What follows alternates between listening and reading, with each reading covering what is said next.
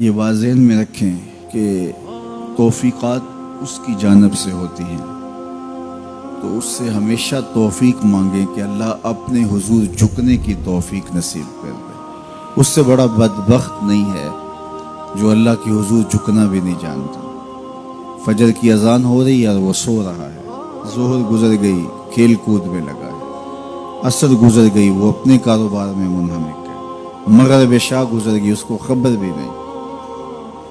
5 نمازیں 5 اوقات میں گزر گئی اور اس کا سارا وقت غفلت میں گزر گیا۔ کیسے چین کی نیند آ گئی؟ کیسا مسلمان ہے، کیسا کلمہ گو ہے؟ اللہ کی حضور سجدہ ریزی کی سارا دن توفیق نصیب نہیں ہوئی، پھر اگلا دن بھی یوں گزر گیا، زندگیاں گزر جاتی ہیں، توفیق سجدہ نصیب نہیں ہوتی۔ اس شخص سے بڑا بدبخت کوئی نہیں جس کو اللہ کی حضور جھکنا نصیب نہیں ہوتا۔ اور یہ بات ذہن میں رکھیے گا، اللہ جب کسی سے ناراض ہوتا ہے تو رزق بند نہیں کرتا، اس کے لیے آب و دانے کی بندش نہیں کر دیتا، اس کی دیگر ضروریات روک نہیں لیتا، اس کو ہر کچھ بہم پہنچ رہا ہوتا ہے، لیکن اللہ کسی سے ناراض ہو سجدے کی توفیق چھین لیتا ہے۔ بندہ سمجھتا میں نماز نہیں پڑھتا، میاں تو کون ہے؟ تجھے توفیق سجدہ ہی نہیں دی جا رہی، تو نے اللہ کو ناراض کر لیا ہے، وہ تجھے اپنی چوکھٹ پہ بلاتا ہی نہیں، اپنی دہلیز پہ تمہیں حاضری کا اذن ہی نہیں دے رہا۔ تو اس سے معافی مانگو اور 5 گانا باجماعت نماز شعار زندگی بناؤ۔ اللہ کے محبوب علیہ السلام نے ارشاد فرمایا، حضرت انس رضی اللہ تعالی عنہ کی مرویات سے ہے، صحیح بخاری میں یہ حدیث موجود ہے کہ آقا کریم نے ارشاد فرمایا، ان احدکم اذا صلی ینادی ربہ، تم میں سے جب کوئی شخص نماز پڑھتا ہے تو وہ اپنے رب سے سرگوشیاں کر رہا ہوتا ہے۔ یہ اپنے رب سے ہم کلام ہونا۔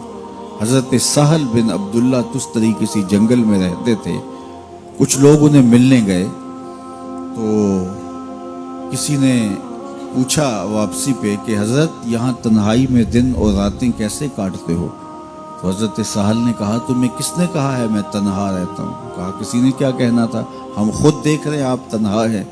فرمایا تم نے غلط دیکھا، میرا جب اس سے باتیں کرنے کو جی چاہتا ہے تو میں نماز کے لیے کھڑا ہو جاتا ہوں، اور جب اس کی باتیں سننے کو جی چاہتا ہے تو قرآن کھول کے بیٹھ جاتا ہوں، کبھی اپنی سناتا رہتا ہوں کبھی اس کی سنتا رہتا ہوں۔ تمہیں کس نے کہا میں تنہا رہتا ہوں؟ میں تو دم دم اپنے رب کے ساتھ رہتا ہوں۔ تو جو نماز پڑھتا ہے وہ اپنے رب سے سرگوشیاں کرتا ہے، وہ اپنے رب سے بات کرتا ہے، اپنے رب سے ہم کلام ہوتا ہے۔ تو خوش نصیب لوگ جنہیں 5 گانا نماز نصیب ہوتی ہے، اور پھر اگر اس کے آداب کی رعایت کے ساتھ نصیب ہو، نماز پڑھنے کا جو انداز ہے وہ نصیب ہو جائے، جیسا کہ حدیث احسان میں ہے، جبریل امین نے حضور سے کچھ سوال کیے تھے، ان میں سے ایک سوال تھا حضور احسان کیا ہے؟ تو فرمایا تو اپنے رب کی عبادت اس طرح کرے کأنک تراہ، گویا تو اسے دیکھ رہا ہے، یہ تیری کیفیت ہو کہ تو اپنے رب کا دیدار کر رہا ہے۔